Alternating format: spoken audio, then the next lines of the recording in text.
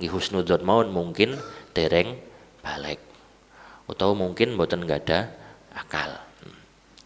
Lah kemudian karena Nabi niku punya kewajiban untuk menyampaikan risalah, nggih, maka berarti Kanjeng Nabi tidak boleh diam. Kanjeng Nabi tidak boleh diam. Maka syariat Allah niku adalah apa yang disampaikan melalui Nabi, baik ucapan, perbuatan, termasuk diamnya Nabi. Lek bahasa ten usul fikih niku takrir. Takrir niku diamnya Nabi. Loh, menengi Nabi niku dadi syariat. Kenapa kok menengnya Nabi niku dadi syariat? Karena niku wau bahwa konklusi yang pertama, Kanjeng Nabi harus menyampaikan risalah. Nah, kemudian konklusi yang kedua, Kanjeng Nabi tidak boleh diam. Paham nggih?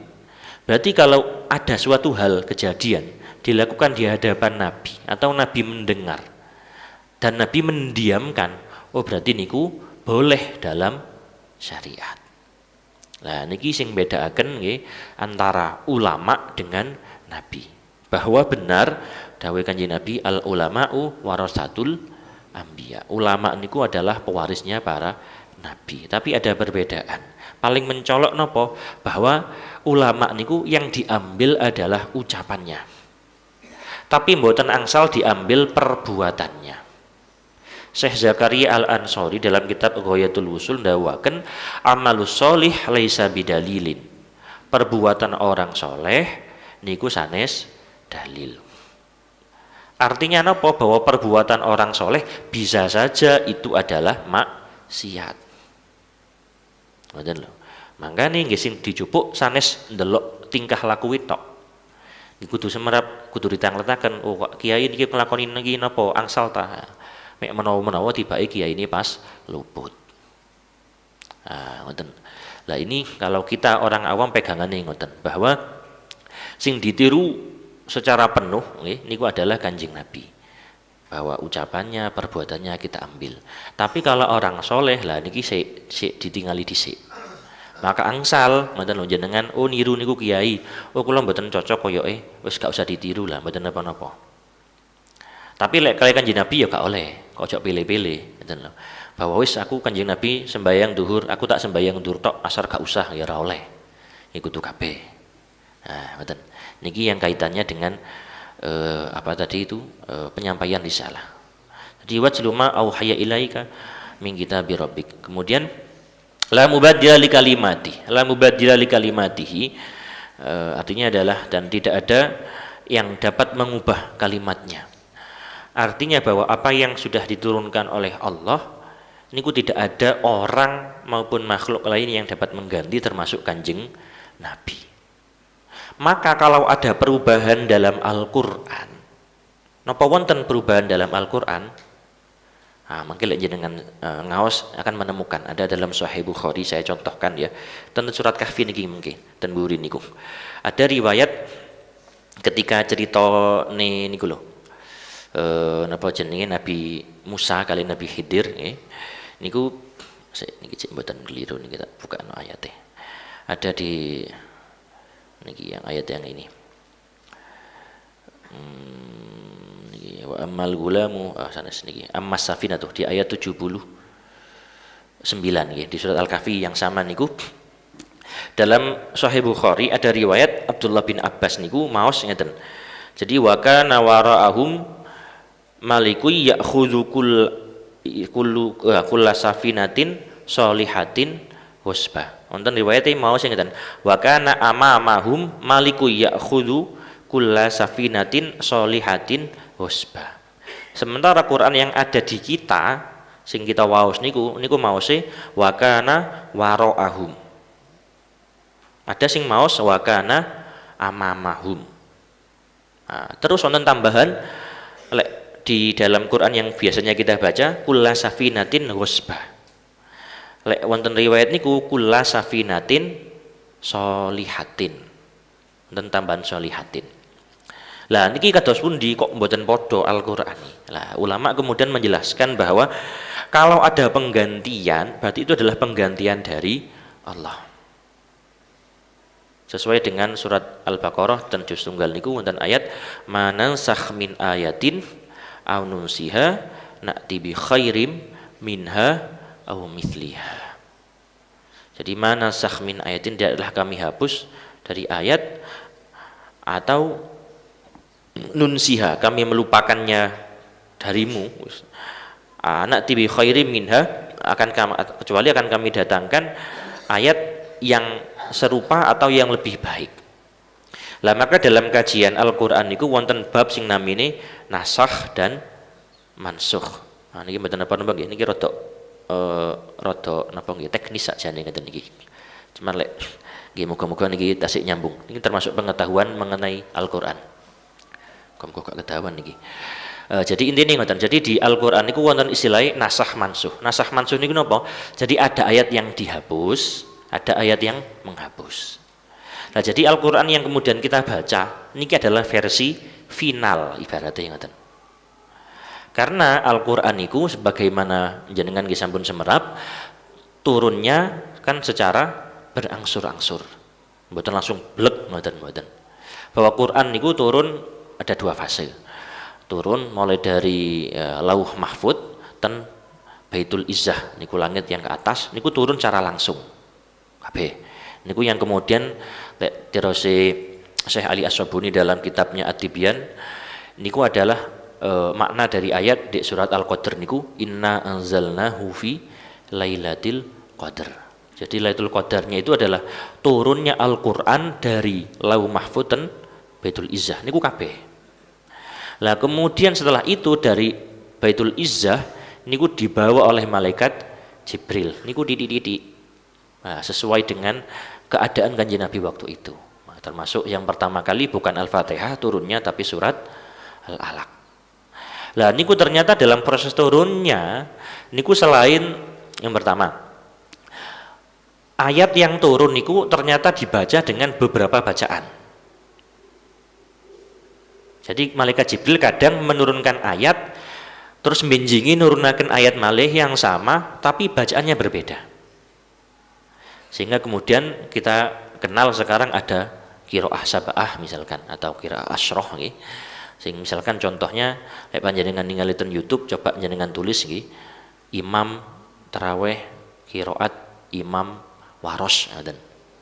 Niku wonten saya menekadatan YouTube niku biasanya imam-imam yang dari Afrika Utara, daerah Maroko, Aljazair.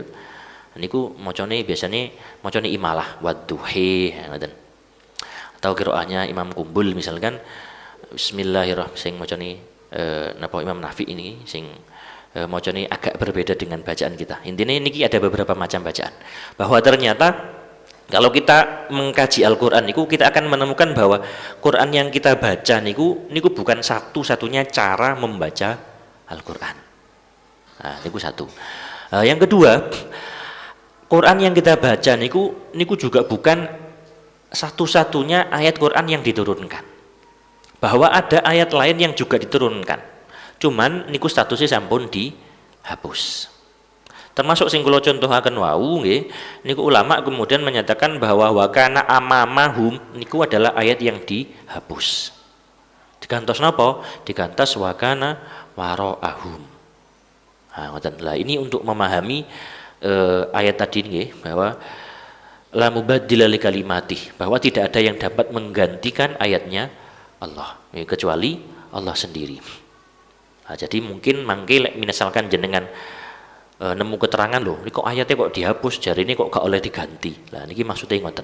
Jadi memahami la mubaddila li kalimatih niku memahaminya adalah bahwa tidak ada yang dapat menggantikan kalimatnya Allah kecuali nggih Allah dewi.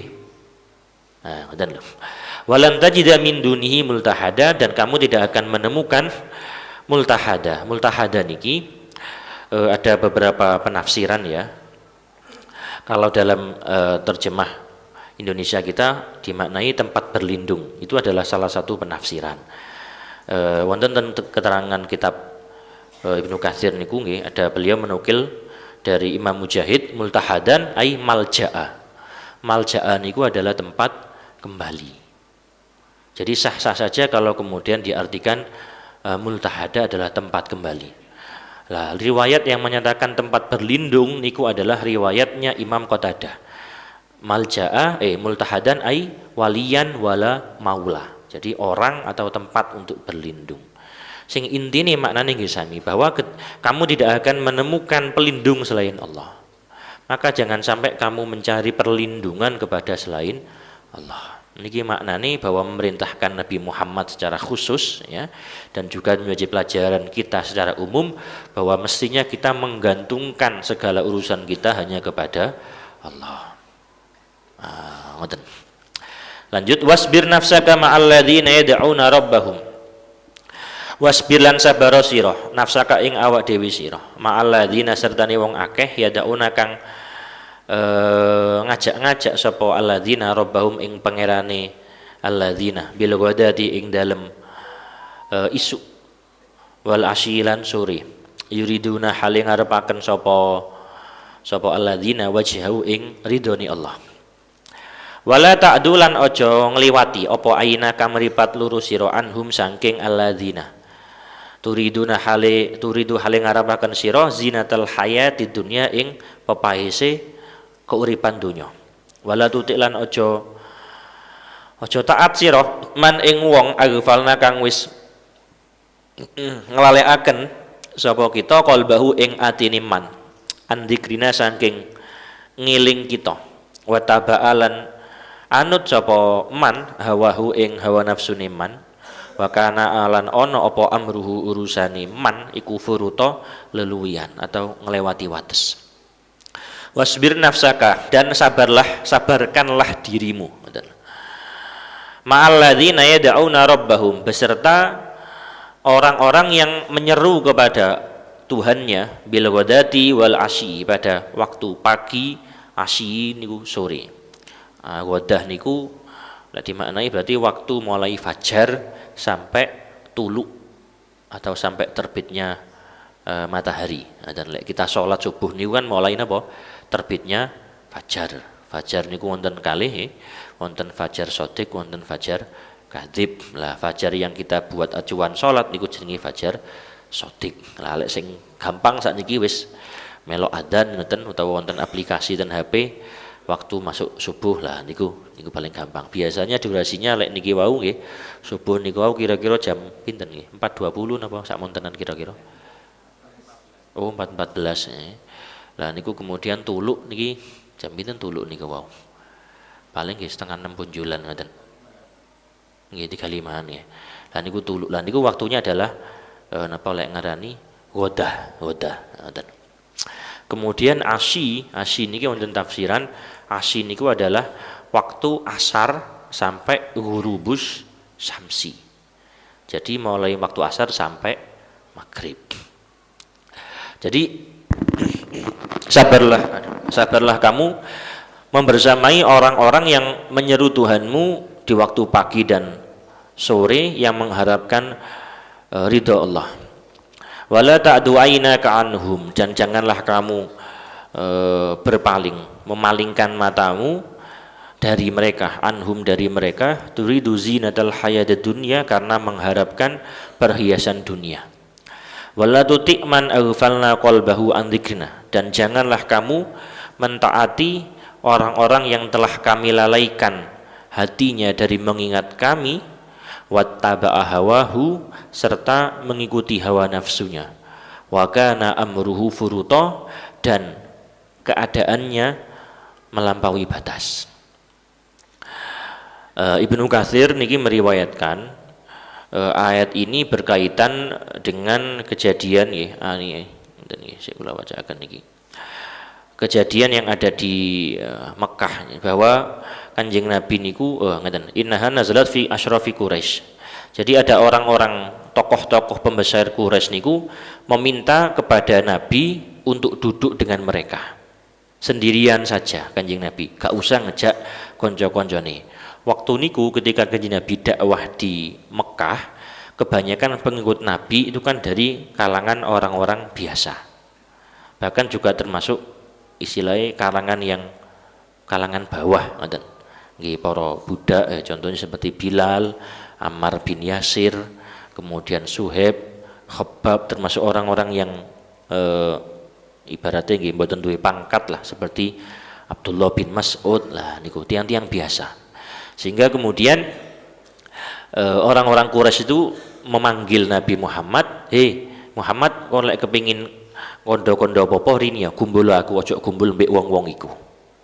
Nah, jadi Kanjeng Nabi diminta untuk meninggalkan orang-orang yang sudah iman kepada Nabi itu agar dia mau berpindah kumpul kali golongan pembesar-pembesar Quraisy. Nah, sehingga turun ayat ini yang mengingatkan bahwa Kanjeng Nabi tidak boleh melakukan hal itu. Wis sabaro. Jadi wasbir nafsaka ma'al ladzina yad'una rabbahum, wis sabarlah kamu beserta dengan orang-orang itu, orang-orang yang menyeru kepada Allah siang dan sore hari. Lah berkaitan dengan ayat niki wonten riwayat dari Abu Dawud ya, Rasulullah sallallahu alaihi wasallam dawuh niki keutamaan duduk bersama untuk zikir ini. Dawuh Kanjeng Nabi dan kula waosaken hadise. La an ujalisa qauman yadhkurunallaha min sholatil ghadati ila tulu'i syamsi ahabbu ilayya mimma talat alaihi syamsu. Wa la an azkurallaha min sholatil asri ila ghurubi syamsi ahabbu ilayya min an a'taqa samaniyatan min waladi Ismail diyatu kulli wahidin minhum isna asyara alfan. Dari sahabat Anas, Rasulullah sallallahu alaihi wasallam bersabda, "La'an ujalisa qauman," seandainya aku duduk bersama dengan sekelompok orang yadhkurunallaha yang mengingat Allah min sholatil ghadati ila tulu'i syamsi, mulai dari salat pagi yaitu salat subuh sampai terbitnya matahari. Dawuh Kanjeng Nabi, "Ahabbu ilayya mimma tala'at alaihi syams." Lebih aku sukai daripada apa yang matahari menyinarinya. Jadi timbang dunia saisine Kanjeng Nabi luwih seneng lungguh kalih tiang-tiang sing waktu subuh niku wiritan. Lah berarti niki juga termasuk ada faedah nggih. Napa niku? Faedah untuk wiritan mantun salat subuh. Nah, mangkan ojo sampai lek jare wong biyen niku lamcing, nggih lamcing nggih. Mari salam langsung plencing. Jadi lek mantun subuh wiritan. Nah, termasuk sing kula imut nggih kiai-kiai sepuh niku kula nate singin sawanten almarhum Yai Manan Nurul Huda Jingosari waktu bulan poso tahun sakdringe sedo 2008 apa. Kula jemput adik kula mondok Ramadan teng ngriku berangkat injing lho. Mantun subuh berangkat soalnya pun wangsulan biasanya arek lek wangsul mondok kan mesti njaluk ndang-ndang mulih. Subuh berangkat. Sampai ten Singowari sik jam pinten nggih 6:30 we. Tentang nggih Romo Yai niku tasik dan mushola sik wiritan ngoten sik deres menawi. Tinggi nggih niki termasuk artinya ulama-ulama kita niku nggih memang mencontohkan semacam niku. Jadi waktu pagi hari kalau memang mboten nyambut damel nggih mboten lan apa nggih diusahaken wiritan. Di wiritan napa nggih? Nggih maos Quran nggih napa wiritan macam-macam. Saged maos rotib napa. Oleh ngantuk ya napa nggih? Nggih mboten kedah lenggah sakjane wiritan niku. Wiritan kan mboten kudu lenggah. Nek makane jenengan ningali lek kiai-kiai zaman biyen kan cekelane tasbih. Napa gunane? Nggih pola jenenge mbek mlaku ambek wiritan ngoten lho.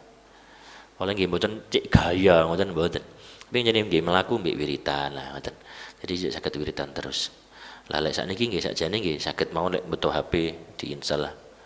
Napa jenenge Quran utawa diinstal rotib kan nggih saged mawon. Artinya kalau memang awak dhewe niki niat untuk zikir, niat untuk eling Allah nggih sakjane nggih saged mawon dalam setiap keadaan. Lah niki faedahnya dawuh Kanjeng Nabi bahwa duduk bersama, berarti bareng-bareng mesti niki. Bersama dengan orang-orang yang mengingat Allah di waktu subuh sampai terbitnya matahari itu lebih disukai daripada apa yang disinari oleh matahari. Lanjutannya hadis wala an azkurullah min salatil asri ila ghurubis syamsi, dan seandainya aku mengingat Allah mulai dari salat asar sampai terbenamnya matahari, ahabbu ilayya, lebih aku sukai daripada memerdekakan 8 keturunan dari Ismail, yang mana masing-masing dia tukuli wahidim minhum isna asyara alfan, masing-masing tebusan mereka adalah 12.000. Jadi ibaratnya zaman biyen itu kan budak usume nggih, bahwa benda yang paling bernilai itu nggih budak, regane luaran. Nah, yang paling larang niku seandainya ada adalah budak dari keturunan Nabi Ismail. Napa kok paling larang? Karena Nabi Ismail kan dianggap orang yang paling mulia di tanah Arab waktu itu. Berarti misalkan kok ono budak dari keturunan Ismail, berarti mestinya regane paling larang. Nah, seandainya ada 8 orang ini yang jadi budak keturunan Ismail, ditebus masing-masing 12.000. 12.000 ini wonten lanjutan hadis niki nggih. Jadi sahabat kemudian ngitung. Waduh, sahabat ngitung niki berarti totale pinten? 12.000 ping 8. 90 pinten berarti? 96 nggih. 96.000 kira-kira harganya. Niku ternyata ada yang lebih disukai oleh Kanjeng Nabi Muhammad sallallahu alaihi wasallam. Yaitu apa? Yaitu adalah zikir mulai asar sampai maghrib. Nah, berarti niki nggih, mriki selain ayat niku wau nggih, jadi menerangkan tentang keutamaan orang yang purun untuk zikir, terutama lek pagi ataupun sore zikir bareng-bareng pas mantuni salat subuh kali mantuni salat asar.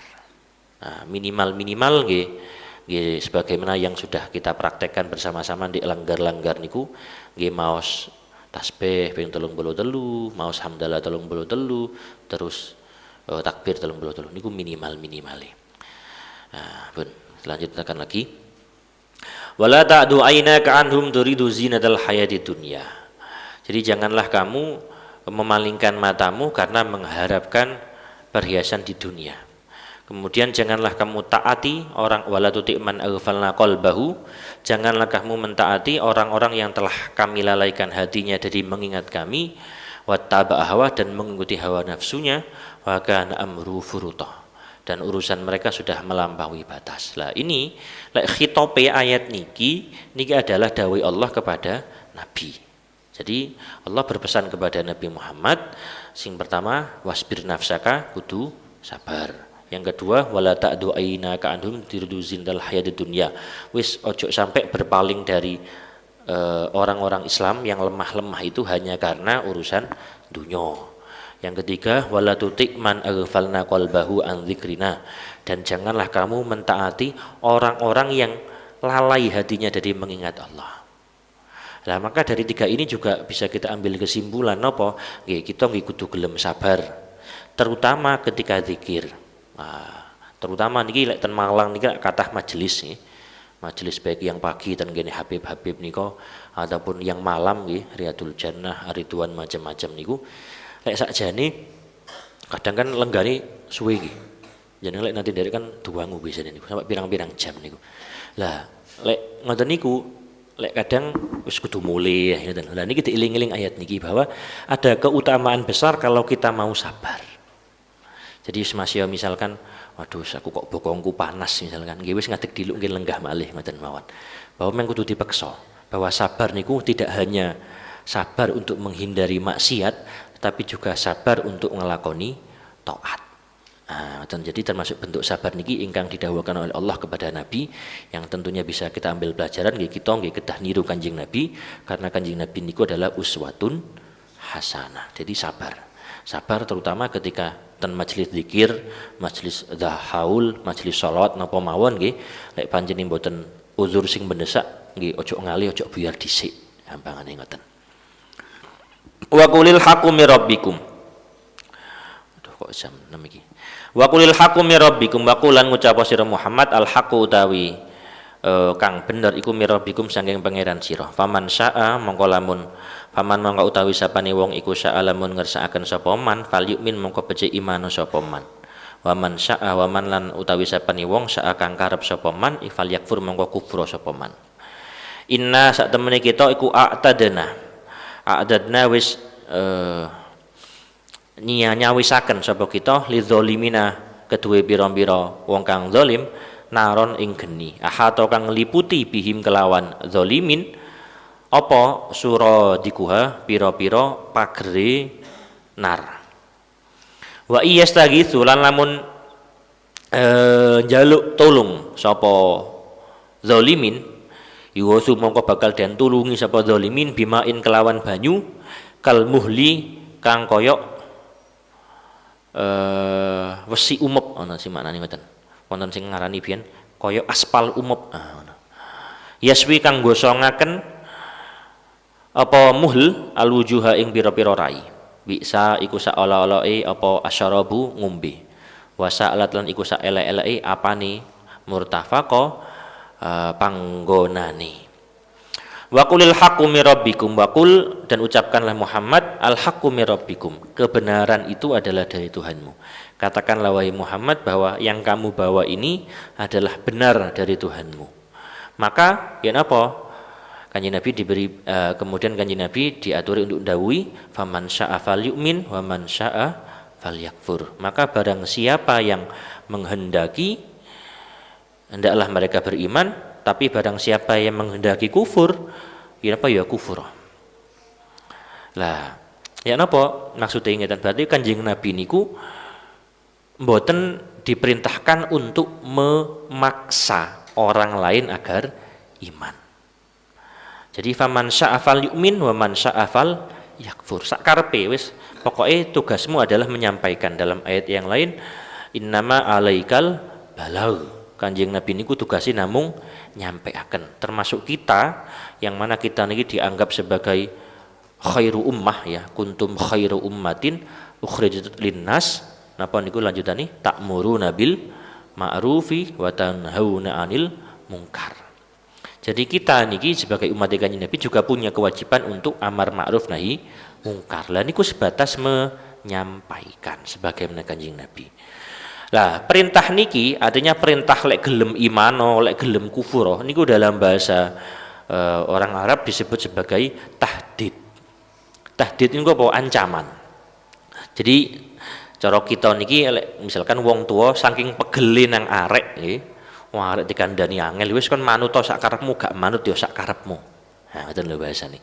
Jadi ini bukan semata-mata Allah membebaskan orang untuk iman maupun untuk kufur. Tapi sebenarnya maknanya justru adalah ancaman. Bahwa saking nemeni lek gak percaya ya wis sak karep-karepmu. Makanya kemudian lanjutan ayat ini dilanjutkan inna a'tadna lidzalimina naron ahata bihim suradiqah. Allah kemudian memberikan ancaman. Sesungguhnya kami sudah menyiapkan bagi orang-orang zalim. Orang-orang zalim niki napa dalam konteks ayat ini? Orang-orang yang tidak mau iman. Disiapkan apa kali Allah? Ahata bihim naron ahata bihim suradiquha, yaitu neraka yang dikelilingi oleh dinding. Suradiquha. Ini dinding-dinding. Ada riwayat bahwa dindingnya neraka niku adalah 4 lapis.